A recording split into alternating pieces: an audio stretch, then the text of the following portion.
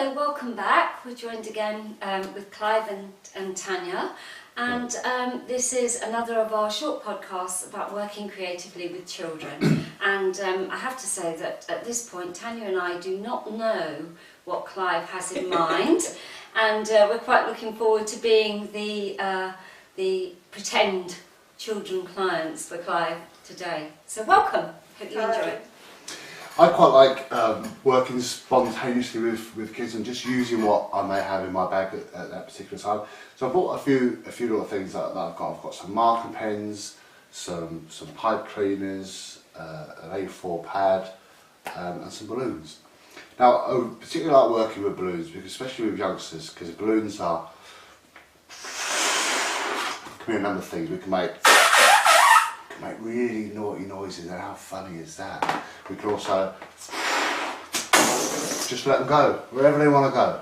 How funny is that? But also we can use them to actually for kids to relate maybe about emotions. So I use this quite a bit. I use this one with kids.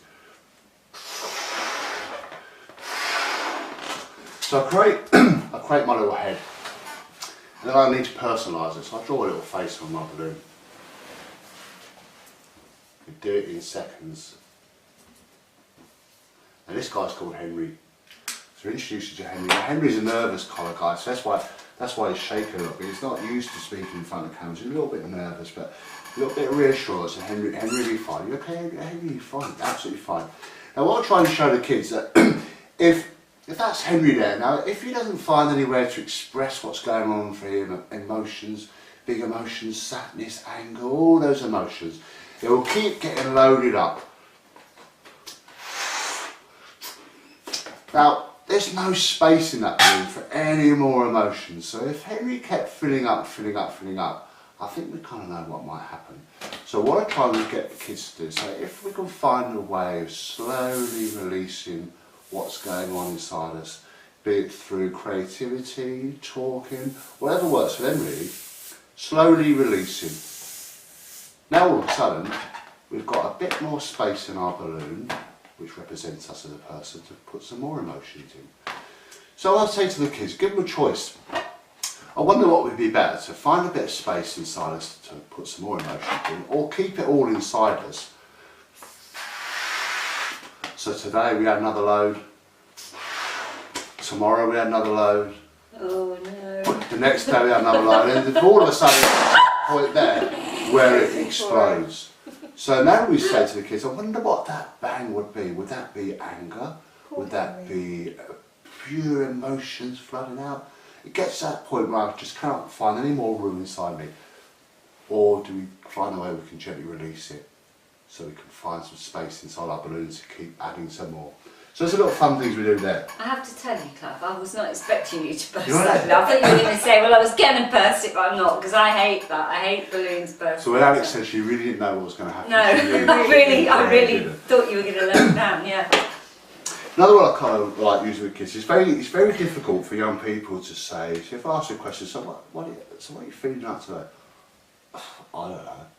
Quite often, what's the feeling? What's that? And how do I know if I'm feeling that or this or that? I've got an idea. So I try and get kids to say, so if that represented you as a person, so you can imagine like a little head there, a little set of legs there, a little set of arms there. So that's you as a person. So I wondered if you could show me through colours and shapes what it's like for you. So sometimes we'll get a rectangle, we'll get a triangle, we'll get a circle. And quite often they'll colour these in with red or blue or yellow. And this could represent failure, this could represent sadness, this could represent anger, this could represent happiness.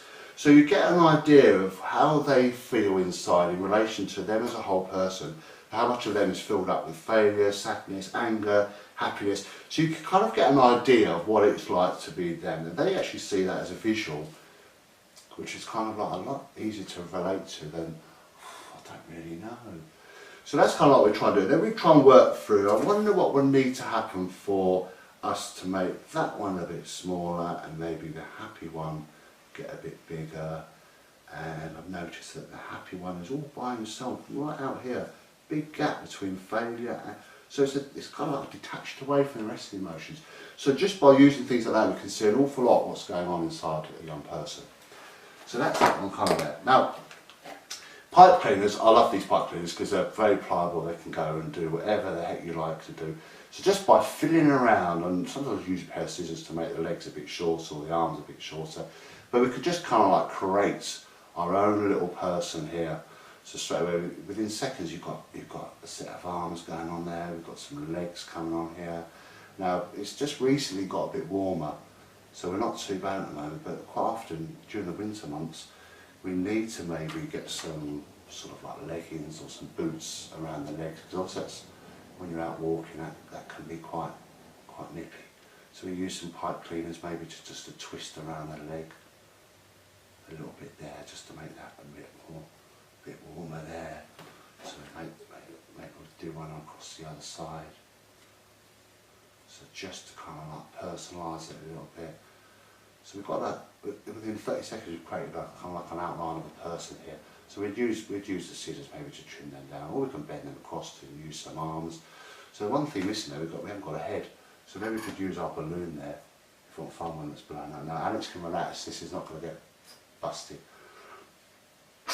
So maybe we can use a tiny little balloon there. We can use one of our pens just to draw a face on this balloon. I picked orange, which is not good when you're working with a red balloon. So we use a darker one, we use a brown. So you can paint a little face on there. And usually we can actually then work that, made that a little bit big, but the idea is to work the pipe cleaners round the balloon, round the head, so we've got like a head, a little body. Now all of a sudden this is a real person, this can develop its own personality. So within seconds we've created like a little stick man here. Some of the kids I work with have really trimmed these down so we can get little children, and quite often we'll use cotton wool as the head. So you can bend that round the head. Or you could attach that balloon, can you? We can attach the balloon. That sort of tied up bit with Yeah, a pipe cleaner. So with a little bit more care, a little bit more time. You can make a whole family. We can make a whole family, yeah. So we can use a balloon, or we can use a cotton wool section there, just create a little face. We've got some families, and these little guys take on a personality. Hey Alex, can you see me over there? You want to play hide and seek, Alex? Well, so they can be like an extension of ourselves. So then that's not me. That's this. We call him Henry. So Henry, are you okay? I'm okay. What the heck's that camera doing over there? Don't be shy, Henry. So we can do it. We can make them be whatever they want to be. That's really, really interesting. Have you got anything that we can do? No. No. Oh. He's used it all. I've used it. But I think it's really interesting how you can make something out of hardly anything really quickly. And I think that was my point, you know, in doing my work. Sometimes you can be just faced with the child, can't you? Like in a situation where they might say, "Oh, Clive, there you are, I've got this child," and you know, and you might not have your great big bag full of felt pens and your stuff, so you might just have to use paper clips or a bit of scrap paper. Absolutely. And it's the sort of thing you can use yourself. You know, we've got paper in the house, we've got pens in the house that have to be coloured felt tips. So however, crayons, whatever. So pipe cleaners, whatever you got, you can turn into something. I think you and I, Clive, are very similar, and you know, some people do have that natural ability to be able to just see something and think something of it. Yeah. For people who aren't that creative, they can suddenly, oh my goodness, you know, I wouldn't know what to do, and I think sometimes if you're in that situation, and I can understand that feeling, although I don't experience it myself, I'm kind of like you, I just go in there and say, hey, what have we got? Let's. But if you're that kind of person that perhaps you find it more difficult to think creatively, I think you can then just let the child find things and let them bring the ideas. Yeah, absolutely. And be really, the other thing is to be really honest and say, I've never done this before, and can you show me how you're doing that, and what is that? Because again, it isn't about necessarily the activity. You don't have to be a fantastic artist. It's about the conversations that go on around that and ways of exploring. Is it about creating a space for something to take place in, a therapeutic safe space where anything can happen and emerge and be? Yeah. And how good would that be for the child to be the one that takes the lead, that has the knowledge that you as an adult haven't got, and I'm now teaching you. Wow, how empowering is that? That may be the first time they've experienced that. So it's all those sort of things. So it's just allowing the child. And quite often when we're doing play stuff, it's PACE, so it's pace, so it's being playful, acceptance, curiosity, and empathy. So if you remember those 4 tiny little words, you won't go too far wrong in creating that environment for the child. So it's playfulness, acceptance, curiosity, and empathy. And Clive, something else, because we've done quite a bit of play today, and if somebody's watching this and they're going to be doing it, or perhaps they're in a new role where they're going to start using these sort of things, or maybe they're just working, they're a nurse working in a hospital, whatever your role is when you're going to come into contact with children.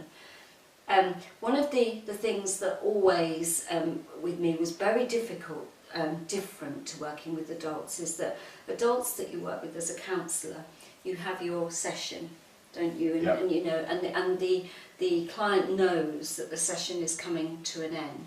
Yeah. So, and for children, endings can be very difficult because it can be very slow to start them off, and then once they're into something. Now, I was in a very fortunate position that I could extend and would always allow more space. How do you, when you're working with children, how do you bring such a wonderful moment for children who haven't got this kind of opportunity at home? And you were talking earlier about how children loved you and would race up, and I imagine they're really excited to get into your stuff. So how do you then draw these activities to a close, leaving them not feeling that it's been taken away? How do you do that? The work I'm currently doing, so we normally do about 10 or 12 sessions with individual children, and basically as soon as you start doing work, you're starting to work towards an ending. The very first session you're working towards an ending, and it's important with a lot of young people, because endings can be really hard, and it's to leave them with as good an ending as you can possibly do. Now, bear in mind, it may be the first time that they've experienced a good ending, so a lot of their other endings may have been really bad, really uncomfortable for a number of reasons. So it's important for them to realise that eventually the sessions will come to an end. But in the current work I'm doing, I try to leave them with something. So try to signpost them on to maybe something else. So there's this kind of like not this sexual severe stop, and then nothing else comes after that. So the work I do at the moment is about really slowly withdrawing, and then picking up the baton, so to speak, and moving forward onto something else. So it's about that. And I was thinking more, sorry to interrupt you, but I was thinking more about the actual session, because I was thinking about the children who, you know, if I've been playing in that sand, that's become my thing now, and I want to take it home. I don't want to leave this, I want to take it home. This, you know, if you haven't got the years of skill like you have, how do you, when you've started this play, how do you then close it down? How do you? It's exactly the same way really as we work with adults. It's reminding children that we give them a kind of reminder of how long we've got. And it's very difficult working with young kids that have that concept of time. So we try and so gradually give them as many warnings as we can. We've got 10 minutes left, we've got 5 minutes left, we need to draw it to a close now. So they can kind of like start preparing for the end of that session themselves. So it's kind of getting them used to preparing for that end of the session, but also when we're talking about the number of sessions, we try and start incorporating that as well, so they can gradually start preparing for the fact that you are going to gradually withdraw, and it's a slow preparation for that. So it's nothing sudden, and it's similar to the individual sessions, so we don't just carry on, and now we've got to stop. So it's about being really clear about the boundaries. Yeah, that's really important. So I'll be with you today for an hour. Yes. Or, you know, our sessions will last for about 12 weeks. Or quite often we can say, well, when that big hand, so we can, it's just age specific, so so we give them as many warnings as we can, so they know the ending is coming of that session, and they're prepared for it. It's not a sudden, abrupt ending, so that's important. And obviously if you're going to go back the following week at the same time on the same day, which is what I try and do, it's really important that you do that. So consistency and reliability, and keeping that child safe to know that you are coming back when you say coming back is really important. So yeah. And what do you do about if they want to keep a character? If they've attached to something in your Sandra, how do you, because on one hand I would be thinking, oh, let them have because all children, if you're working with them, do touch you. But there is something, isn't there, about teaching them that, about letting go of things and the security and knowing that's going back in that box, that's where it lives, that's where it belongs, because there's a lesson in that for them. And also it's about keeping those boundaries in place, and the work is taking place in that room, within the confines of that room, and the things in that room stay there. And I quite often relate it to if I give all my stuff to everyone I see, and the other little boys and girls that I see, they haven't got much to play with. They can kind of relate to that. So try and do it as gently as you can. I wouldn't. But, I'd say I don't care. I want that man that's in that box. He's staying there. So try and do it as gently as you can. But it's and there's that real separation between we work in there and it kind of stays there. So if they take things away, it kind of like it's a bit leaky. It's a bit So try and keep it nice and structured and safe there. So but try and take the same things to each session. Exactly the same so things. That if they want to go back to something, they can. Yeah, and always make sure that, especially if they're coming to me, we leave what they've made and created there until they leave. Yeah. So they have that vision of it still being complete. So I also had this thing. I don't know with you with children.